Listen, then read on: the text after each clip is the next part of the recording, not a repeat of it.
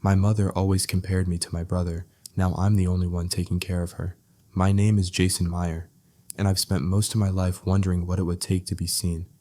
Trust me, you'll regret skipping this story.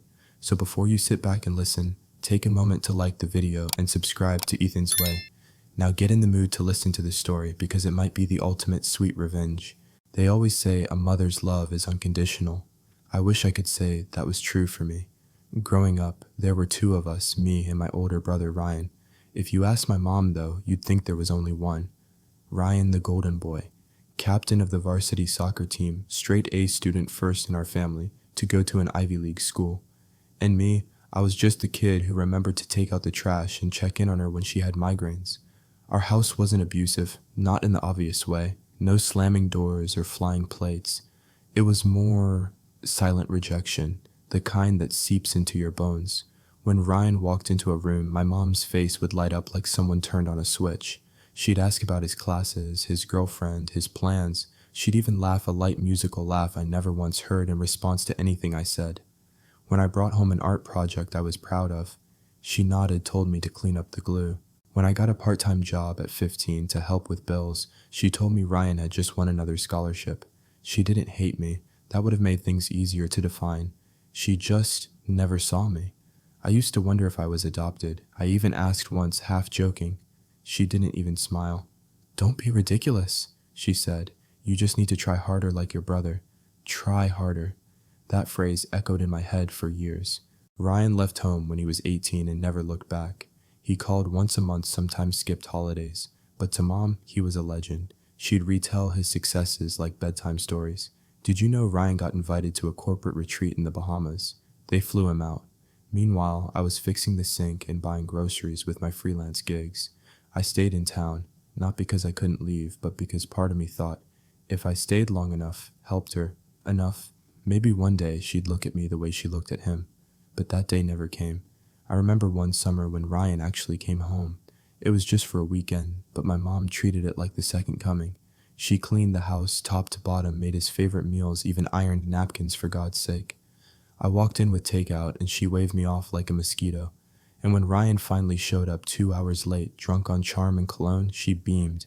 He looked at me, half laughed. "Still working from home, Jason? That's cute." I smiled tight. I just signed a long-term client and was making more than most junior engineers. But I said nothing. No point. There's this moment I remember clearer than anything. I was 12. Ryan was home for the weekend, and I overheard them talking in the kitchen. "She's going to divorce Dad," Ryan whispered. She told me. She trusts me more than anyone. I don't know why that hit me so hard. I stood in the hallway, back against the wall, invisible as ever. Later that night, she kissed Ryan's forehead and thanked him for being her rock. I offered to help with dishes. She said, "Don't make a mess." Sometimes I wonder what would have happened if I had fought harder for attention. Raised my voice, acted out. But that's not me. I'm not loud. I observe. I carry things quietly, maybe too quietly. The thing is, when you grow up invisible, you learn to turn your pain inward. You fold it neatly and tuck it away, but over time it gets heavy. By the time I turned 30, I had an ulcer, chronic anxiety, and a closet full of unspoken sentences.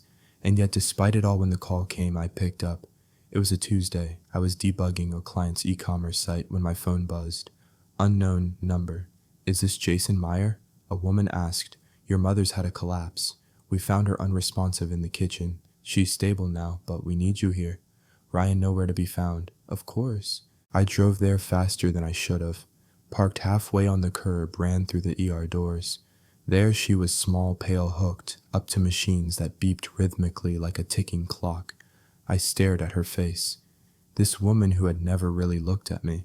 And something inside me cracked, not from anger, from the overwhelming, aching knowledge that I still cared, still wanted to be chosen. And for the first time in my life, I realized something brutal. She may never choose me, but I could still choose how I responded. That's when everything began to shift. I was just there. That's how it always felt. Not disliked, not rejected, just a permanent fixture like wallpaper. Always present, never noticed. After Mom's collapse, the hospital admitted her for observation. "Mild stroke," the doctor said. She was lucky. I nodded, pretending not to hear the implication that someone must have found her quickly. that someone was me. She was awake when I walked into her room, her eyes dull from medications, but scanning me all the same. "Oh," she said. "You came. Not thank you. Not I'm glad. Just that." I sat beside her bed, the beeping machine setting the rhythm of our silence. I offered to bring her water. She asked for her favorite sweater, the one Ryan had given her years ago. Of course. Even lying there pale and shaky, she found a way to make Ryan part of the room. The nurse gave me forms to fill out. Emergency contact insurance consent for further care. I looked through the clipboard and realized something Ryan wasn't listed anywhere. I was. I'd been listed for years. It hit me with quiet irony. I was her legal emergency contact, but not her emotional one. I signed everything, called her insurance, booked follow-up appointments, arranged physical therapy, all while she slept or half listened. Once she murmured, "You were always good with errands." Errands. If that was my role, I played it well. I told my clients I needed to cut back on hours. Most were understanding. I kept 2 projects going remotely, mostly at night after I'd helped Mom get ready for bed, or walked her to the bathroom, or cleaned up after another spill. My days blurred into a quiet rhythm of service. It wasn't glamorous, but it was constant. One evening, while feeding her soup, she asked, "Have you talked to Ryan lately?" I paused. "No." "You?" She shrugged. "He's busy, I'm sure." Busy. The man hadn't called in 2 months. I could have said that. I could have ranted, I could have thrown the spoon and walked away, but I didn't. Instead, I asked if she wanted more broth. That was my role, always. The thing about being just there is that people start to assume you'll never leave. You become background, you become expected, and when you carry that long enough, you forget what it feels like to want more. But now, with her fragile and needy, the balance had shifted. She needed me, for real. And yet instead of satisfaction, I felt emptier. It should have felt like vindication, like finally I was necessary. Finally I was the one she relied on. But her reliance felt transactional, mechanical, cold. One night while clipping her toenails, something I never imagined doing for another adult, she sighed and said Ryan would have hired someone for this. I froze, clippers in hand. She wasn't insulting me. She genuinely believed that was a higher, better solution, a Ryan solution. I finished in silence, holding back a response that could have shattered whatever fragile peace we had. Some days I'd walk past the family photos lining her hallway. Ryan in a cap and gown, Ryan holding a golden retriever. Ryan in a crisp suit, me one faded photo at age 5 with spaghetti on my face. That was it. There were no photos of my high school graduation, though I graduated top of my class.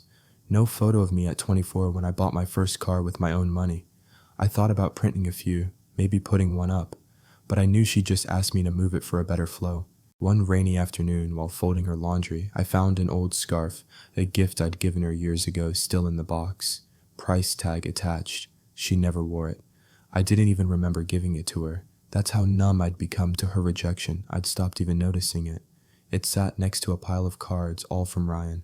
Holiday cards, generic pre-written messages signed in thick black ink. She kept them all. She'd framed one. I put the scarf back, quietly, carefully, like it had never been disturbed.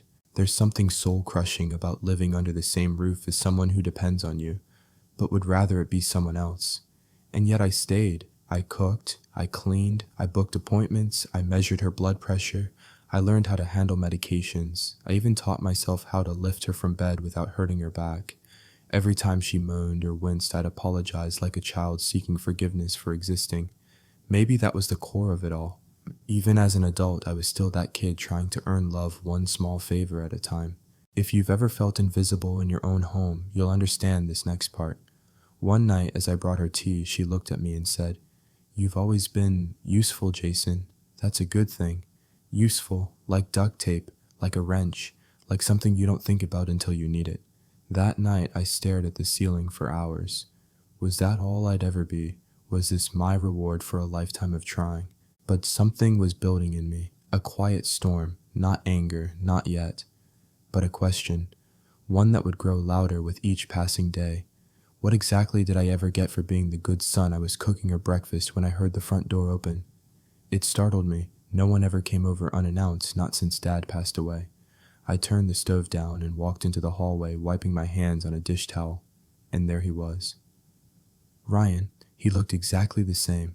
polished, confident, holding a bottle of wine in one hand and wearing a camel-colored coat like he'd stepped off a magazine cover. His cologne hit me before his voice did.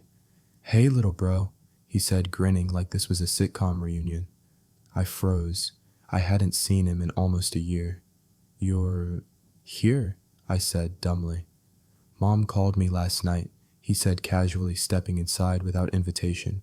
"Said she wasn't feeling great. Figured I'd drop in."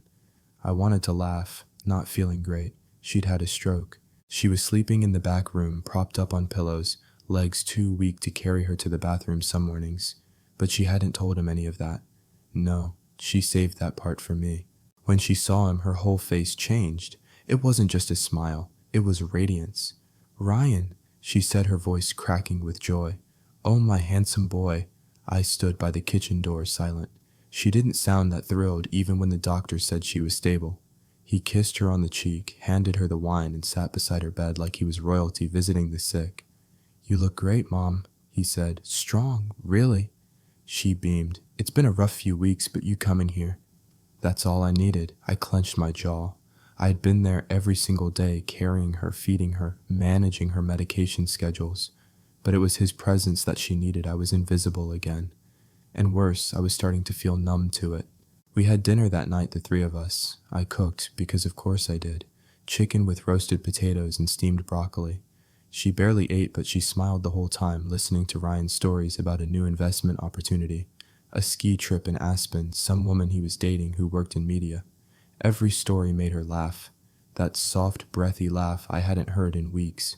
At one point, she looked at him and said, "You always make everything feel so easy, Ryan." I stared down at my plate. I wanted to scream. It's only easy because someone else is doing the hard parts. After dinner, Ryan and I sat in the living room. He swirled the wine in his glass like he'd seen it in a movie. "You've done a lot here," he said finally. I didn't realize she'd gotten so bad.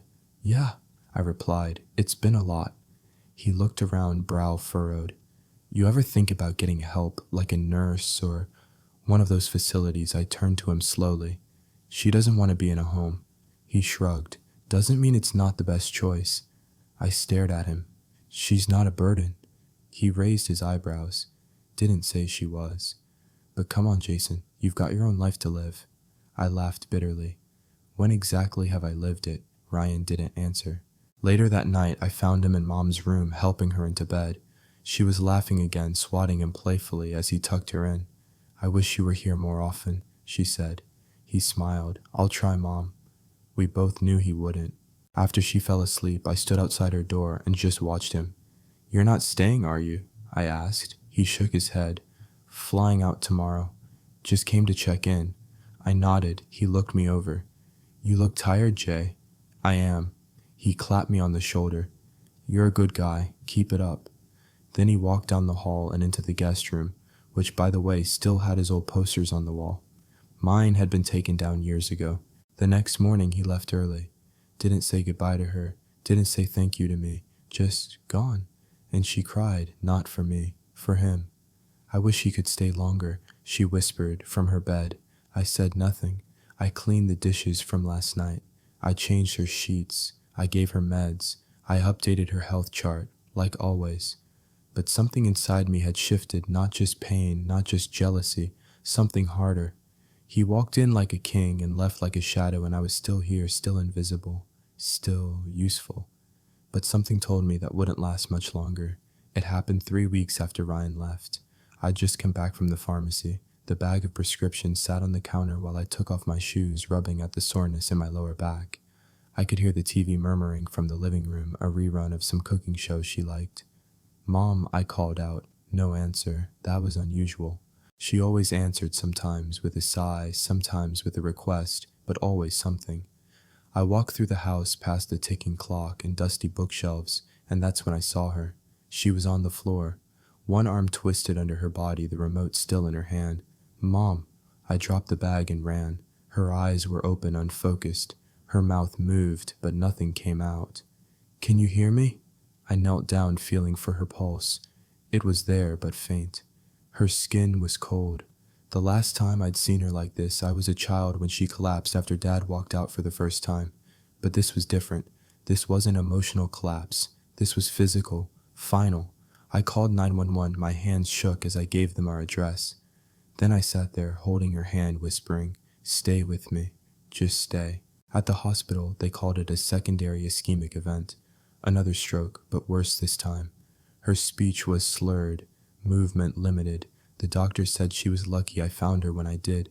She might not walk without assistance again, the neurologist said, and her short-term memory. It's going to take a hit. I nodded. I didn't cry. I didn't feel anything at first. Just numbness, like my brain was buffering. The first night I sat by her bedside, watching the machines breathe for her. I called Ryan, voicemail. I left a message. "Hey, it's me." She had another stroke. She's in the hospital.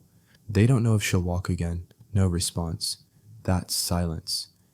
That was when the numbness turned to something else. I stared at my phone screen for what felt like hours. It finally hit me. He wasn't coming. The next morning, I was in the hospital cafeteria sipping bitter coffee when a nurse tapped me on the shoulder. "She's awake," she said. "Asks for the one who stayed." That was what she called me. I walked in slowly. She looked smaller, weaker. One side of her face drooped, but her eyes focused on me with a strange hollow clarity. "Jason," she whispered. "I'm here." She tried to smile, but only half her mouth moved. "Did Ryan call?" I swallowed. "No." She stared past me. "He's busy." Busy. That word again, like it was a virtue, like being busy excused everything. I sat beside her and took her hand. "Mom," I said carefully, "you need round-the-clock care. You can't stay at home like this." "I don't want strangers," she whispered. "I know," I said, "but we'll figure something out." She squeezed my hand weakly. "Not a home, Jason. Please, promise me." I hesitated, and then I lied. "Okay, no home," because in that moment I couldn't crush her hope, even if mine had long since evaporated. When she was discharged, she came home in a wheelchair. I had the hallway cleared, installed handrails in the bathroom, got her a shower chair. Every night I set alarms for her meds, tracked every symptom, called her doctors, and Googled side effects until my vision blurred. I barely worked anymore. My savings were shrinking, and still Ryan didn't call, not once. I started keeping a notebook, a log of everything I did each day to keep myself sane, to prove to myself that my time meant something. 8:30 a.m., meds 9:00 a.m., bath clothes 10:00 a.m., breakfast refused eggs again 11:30 a.m., physical therapy exercises 2:00 p.m., grocery run 3:30 p.m., change linens 5:00 p.m., dinner 8:00 p.m., blood pressure check 10:00 p.m., sedatives, repeat, repeat, repeat. One night as I was helping her brush her teeth, she looked at me through the mirror. "You're good at this," she said. I paused. "At what?" "Caring," she said softly. "But Ryan would have hired someone better." I closed my eyes. That was her way of complimenting me, by imagining what Ryan would have done and suggesting I could aspire to it. I didn't respond, just kept brushing. She was too tired to notice my silence. I remember lying awake that night staring at the ceiling fan. I thought about what I'd sacrificed, the clients I lost, the money, my dating life. The few friends I still kept in touch with, all fading into silence. And for what? A mother who would never thank me the way she smiled at my brother's empty promises. A brother who hadn't even returned my calls. And yet I kept going. Why? Maybe because I didn't know who I was without her. Maybe because I was afraid that if I walked away I'd become the villain. Or maybe because somewhere buried deep was the child who still believed she might one day say, "I see you." But I was starting to realize something cruel. Maybe that moment wasn't coming. When I say I became her full-time caregiver, I don't mean just in the physical sense. I mean everything. Every breath she took became my responsibility. From the minute she woke to the moment I turned off her bedroom light, I was her hands, her feet, her schedule, her voice when the stroke made words too heavy to form. And the thing is, no one knew. There was no parade, no gold stars, just endless days that bled into one another, wrapped in the smell of ointments, microwaved meals, and the hollow ache of being taken for granted. It's wild how quiet a house can feel when it's filled with need and no gratitude. I'd set alarms on my phone every 2 hours for medicine, for turning her in bed so she wouldn't get sores, for her physical therapy exercises. I memorized the dosage of each pill. I knew how to tilt her head just right so she could swallow water without choking. I downloaded care manuals. I subscribed to medical forums. I watched YouTube tutorials on how to clean catheters and lift an adult woman safely. It was grotesque, exhausting, and I did it without hesitation. Because what else was I going to do? Let her rot. The worst moment came during a bad night. She had a coughing fit so violent it woke me from dead sleep. I ran into her room, grabbed her water, elevated her head, rubbed her back until the spasms subsided. She clung to me, trembling. When it finally passed, she whispered hoarsely, "I miss him." I blinked, not sure I heard right. "Who?" She looked up at me, her voice crackling through phlegm. "Ryan." I stared at her. I didn't speak. I just turned off the lamp and left the room. That night, I slept on the couch, staring at the ceiling, wondering how many more pieces of myself I had left to give. Sometimes after feeding her, I'd sneak outside onto the porch with a cup of coffee just to breathe, just to be. I'd watch the neighbor's dog run in circles, listen to the wind in the trees, let my mind drift anywhere but here. That was my therapy. That and the long emails I never sent. I started writing to Ryan, not to send, just to survive. "Hey bro, just FYI mom soiled the bed again. I cleaned it. Don't worry, she still thinks you're God's gift to women. Tried to show her a photo of me at graduation. She asked if it was Ryan's friend. She choked on her medicine today. I panicked. I saved her. I thought maybe that would be the moment she looked at me differently. She didn't. Each email ended with a line I couldn't help but write. Why am I doing this alone? The truth is, I didn't hate her. Hate requires fire. I felt something colder, a mix of resignation and mourning, like grieving someone who's still alive. The woman I wanted her to be, the mother I imagined I might get someday, didn't exist. And the sooner I accepted that, the easier this would be, or so I told myself. One afternoon, while cleaning her closet, I found a dusty old box, tucked behind a stack of linens. Inside were cards, dozens of them, birthday cards, graduation announcements, postcards from trips Ryan had taken, all addressed to her, from him.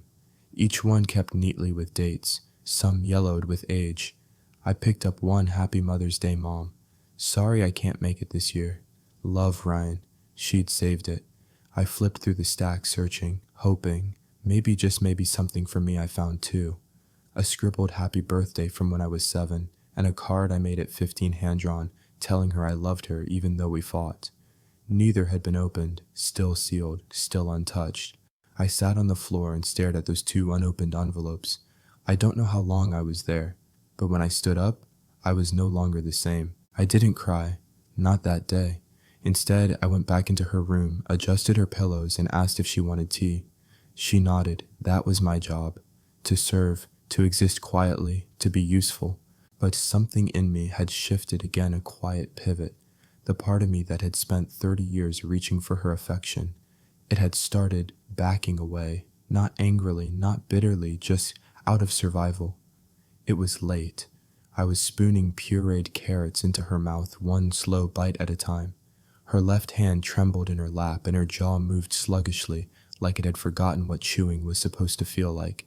She finished another bite and wiped the side of her mouth with her good hand. Then, without looking at me, she muttered, "You'll never be like him."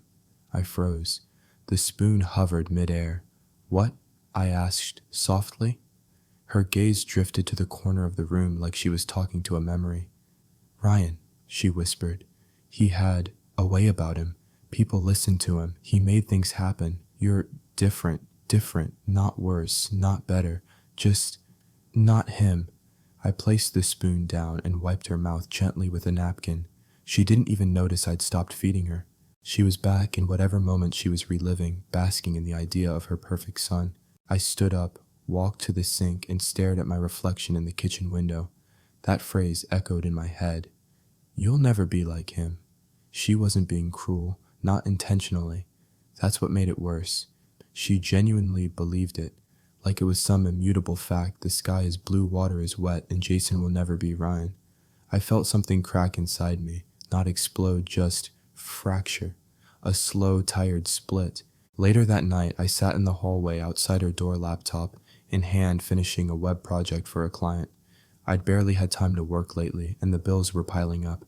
As I typed, I heard her voice drift through the door. "Ryan, Please, don't leave again. I closed my eyes. I wanted to scream, to walk in there and say he did leave. He always leaves, and I stayed. But what would that change? She'd forget it in the morning, or worse, remember it and make an excuse for him. A few days later, while reorganizing the closet in the guest room, I found a stack of old photo albums. I sat cross-legged on the floor, dust floating in the sunlight like slow rain. Page after page of Ryan. Ryan in a Halloween costume.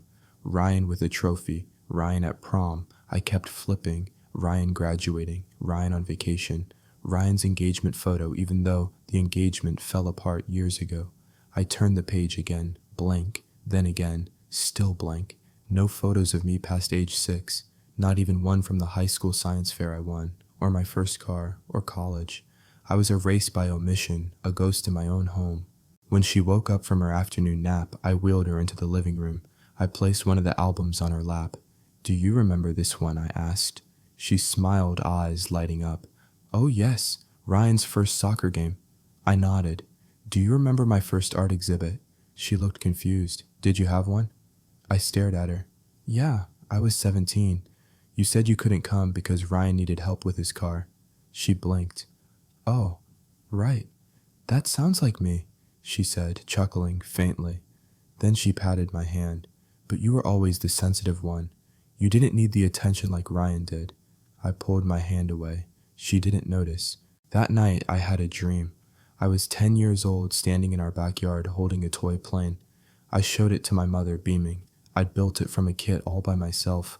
She smiled vaguely, then looked past me, to Ryan, who was juggling a soccer ball behind me. "Look at him," she said in the dream. "That's talent." And just like that, the plane slipped from my hand and shattered on the ground. I woke up sweating. The next morning, I didn't make her favorite breakfast. I made oatmeal. She didn't complain, but she did ask, "Did we run out of strawberries?" "No," I said. "I just didn't feel like making them today." She nodded quiet. That was the beginning, the first boundary, small, barely visible, but real. After that, I started saying no. No, I wasn't going to reheat her tea 5 times in 1 hour because it didn't taste right. No, I wasn't going to call Ryan again just so she could hear his voicemail. No, I wasn't going to move her favorite blanket upstairs for the 3rd time because Ryan liked it better in the guest room. She didn't lash out. She just looked confused, as if I'd stepped out of character. One afternoon, I wheeled her into the garden to get some sun. It was quiet, peaceful. We sat in silence until she finally said, "You used to be nicer." I turned to her. "I used to hope you'd notice." Her lips parted slightly. No sound came out. She looked at me, really looked, and for the first time I thought I saw a flicker of something in her eyes. Not guilt, not sorrow, but recognition, like she was seeing me. Not as a shadow of Ryan, but as someone she'd forgotten to consider. It lasted a second, then it vanished. She turned away. "I think I'm cold," she said. I wheeled her back inside, but something had changed, not between us, in me. I was done trying to become someone she would love. I was ready to be who I already was with or without her approval, and the next thing I'd uncover would push me even further from that hope. I wasn't looking for anything. It was a regular Tuesday, and I was deep cleaning the house not out of pride, but habit, wiping down baseboards, scrubbing out stains in places only I ever saw. When I got to the attic, I was really just chasing a strange smell, something musty and sour like time itself had gone bad. I pushed aside boxes of tax records and old curtains. That's when I saw it, a small cedar chest, one I'd never noticed before. It sat under a sheet covered in dust thick enough to write in. I almost left it, but something tugged at me. Maybe it was that part of me, the one that still believed if I found just the right memory, the right photo, the right forgotten note, maybe I'd find proof she loved me. So I opened it, and what I found wasn't proof of love. It was evidence of something else entirely. Inside the chest was a bundle of letters, all addressed to her, all in my handwriting, dozens, birthday cards, get-well-soon notes, apologies written in pencil when I was a kid, Mother's Day drawings from school, even poems, awful clumsy things I'd written in my teens when I thought words might reach her in ways my presence couldn't. None of them had been opened, not one. I held them in my hands like dead birds. They were sealed, stacked in neat piles, some still with glitter from the crafts I'd used to decorate them. They weren't thrown out. They were hidden and forgotten. I sat back on the dusty attic floor and stared at the letters for what felt like hours. My hands shook. The room felt too small, my chest too tight. She hadn't even read them. She'd chosen deliberately not to open them, as if my words were clutter, as if my voice, even written, was something to pack away. I thought of all the moments I'd stood in the doorway to her bedroom, hoping she'd call me in. All the times I tried to tell her about my day, only to be met with distracted nods. It wasn't just neglect, it was dismissal, systematic, sustained, complete. I went downstairs with the letters. She was sitting in her recliner blanket over her legs, watching a rerun of some old courtroom show. Her mouth moved, slightly repeating lines she remembered. She didn't even look up when I entered.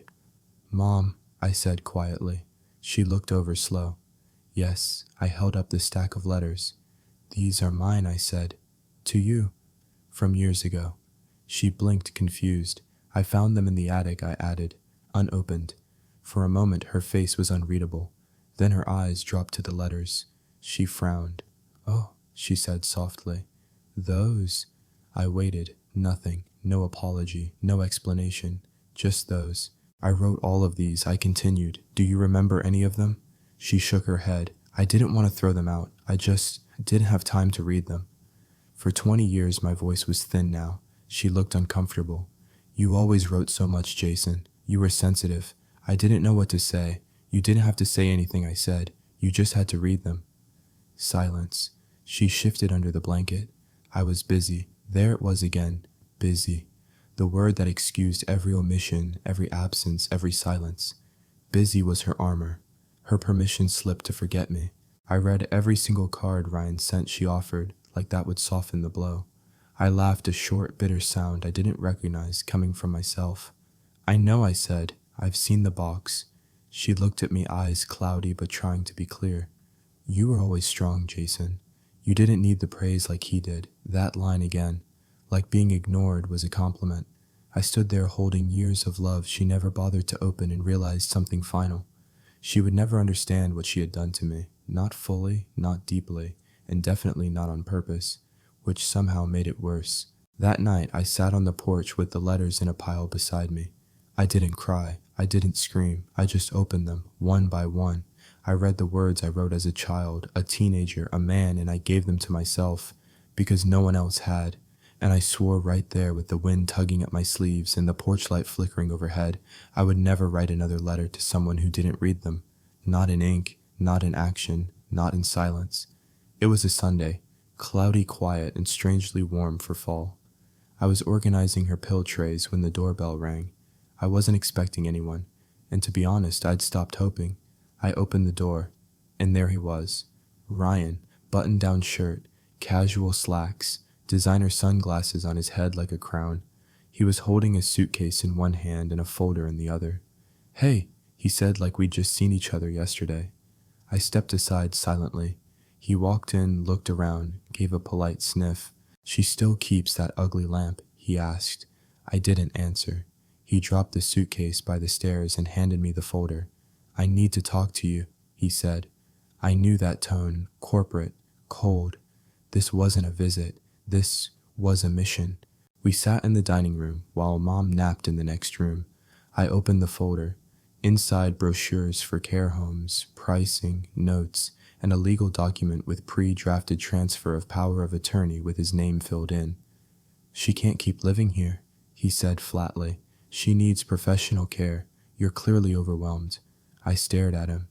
"You haven't been here?" I said. "You don't know what she needs."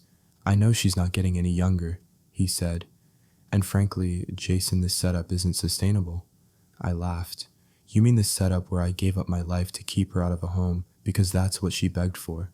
He didn't flinch. "She's not thinking straight anymore. She's all you talk about when you come here. She's not a project. She's a person." He waved a hand. "It's not personal. It's practical." There it was, the Ryan way.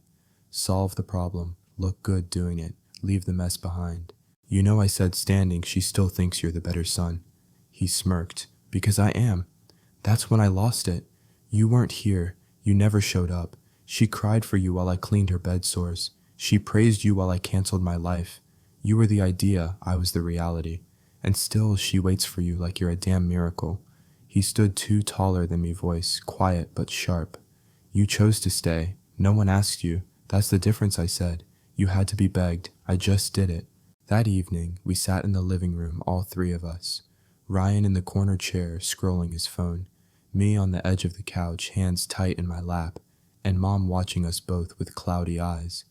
I think it's time we talk about your future. Mom, Ryan said. She blinked slowly. My future. He launched into a well-rehearsed pitch, the benefits of assisted living, the activities, the social life, the round-the-clock care. She looked at me. Is this what you want? My throat tightened.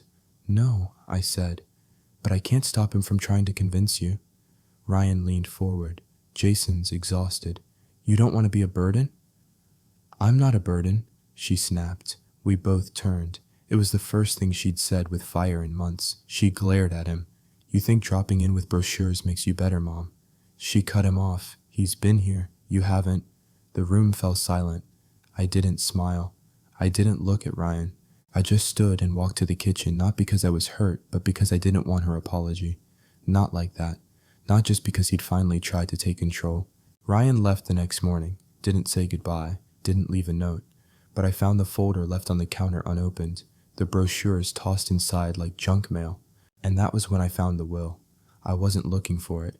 I was sorting through paperwork, trying to find a missing insurance statement, when I saw the envelope labeled Will 2006. Curious, I opened it, and there it was. Ryan. Ryan was the sole heir. The house, the savings, the pension, everything. Not even a contingency clause. Just his name, typed, signed, notarized. I stared at it for a long time. Not out of shock, I should have expected it. But because even after everything, even after the letters, the care, the months of sacrifice, she hadn't thought to change it. I stood in her doorway. She was watching TV, a blanket over her knees, her face blank. Did you ever change your will? I asked. She turned her head slowly. No, she said. Why not? She shrugged. Ryan would know what to do with money, she said. You just spend it on small things, like bills, like rent, like her medication. I nodded slowly and walked out, because that was the moment I stopped hoping for anything else from her. I didn't bring it up again, not the will, not the money, not Ryan. I just carried on, because that's what I did, that's what I'd always done. But something in me had gone quiet, not the kind of quiet that waits, the kind that detaches, the kind that stops expecting, the kind that starts preparing for something else. And a week later I started the paperwork. It wasn't easy. I'd promised her I wouldn't put her in a facility. I remembered the way her voice broke the first time she begged me not to. But I also remembered the unopened letters, the way she called me useful like I was a kitchen appliance, the way she said Ryan would have done better even when he hadn't done anything. So I called a few places, not the bare minimum kind, the good ones, places with gardens, music therapy, actual nurses, places that didn't smell like bleach and sadness. I scheduled visits in secret, and I took her to them one by one under the guise of checking things out in case of emergency. She didn't ask many questions. She was quieter these days. Maybe she saw it coming. Maybe a part of her had accepted the shift. Maybe she was tired too. One afternoon, I wheeled her down the hallway of the nicest facility I could find. Bright windows, soft lighting, nurses who smiled like they meant it. She looked around slowly, then said, "Smells like lilacs." "Yeah," I said. "Better than home, right?" She didn't answer. We stopped in the garden. She looked at the flowers at the other residents playing cards at a table under the pergola. Then she said something I didn't expect. "I thought you'd never leave me." I turned to her. "I'm not." She stared at the ground. "You're sending me away." "No," I said gently. "I'm letting go of something I should have stopped holding a long time ago." She looked up at me. "I don't want to die in a place like this." "You won't," I said, "but I can't keep doing this, Mom. Not alone, not for free, not without ever being seen." She didn't argue. She just closed her eyes. And for the first time, she looked her age. The day we moved her in, she didn't cry. She didn't fight. She just folded her hands in her lap and watched the trees sway outside the facility entrance as I filled out the forms. The nurses welcomed her. They complimented her sweater. They offered her a menu for dinner, and still she stayed silent. That night I sat alone in her empty house. Our house, my house for the past 2 years. It echoed. I made dinner just for myself, sat on the couch just myself, no medications to prep, no alarms to set, no one to feed, lift, wash, adjust. It was quiet and lonely and free. I visited her the next day. She was seated in the sunroom looking out at the courtyard. When she saw me, she didn't smile, but she said, "You came. I always do." We sat in silence for a while. Then she asked, "Did I ever do anything right with you?" The question caught me off guard. I could have said no. I could have unloaded everything, the years of being invisible, of being second choice, of being overlooked and dismissed. But I didn't. I just said, "You raised someone who stayed, even when he shouldn't have." She nodded and said nothing more. That was the last honest conversation we ever had. She stopped asking about Ryan. I stopped asking for recognition, and our visits became what they always were, routines, simple, practical, quiet, but they were mine to control now, and that was something. The day I took her to the nursing home, something inside me folded neatly like a page in a book I'd finally finished reading. I didn't cry, not when I packed her clothes, not when I boxed up the framed photos of Ryan and left them on the dresser, not when I buckled her into the passenger seat and she whispered, "This isn't how it's supposed to end." Because somewhere deep inside I knew it wasn't ending. It was finally beginning. She didn't say much on the ride over. Her hands rested still on her lap, the skin thin like parchment, her breathing shallow but steady. Occasionally she'd glance at me, but she didn't speak. We passed the grocery store where I used to buy her tea, the pharmacy where I'd fought with insurance clerks over her meds, the bus stop where Ryan once waved at her from a cab and never got out. I wanted to say something, but what? Sorry.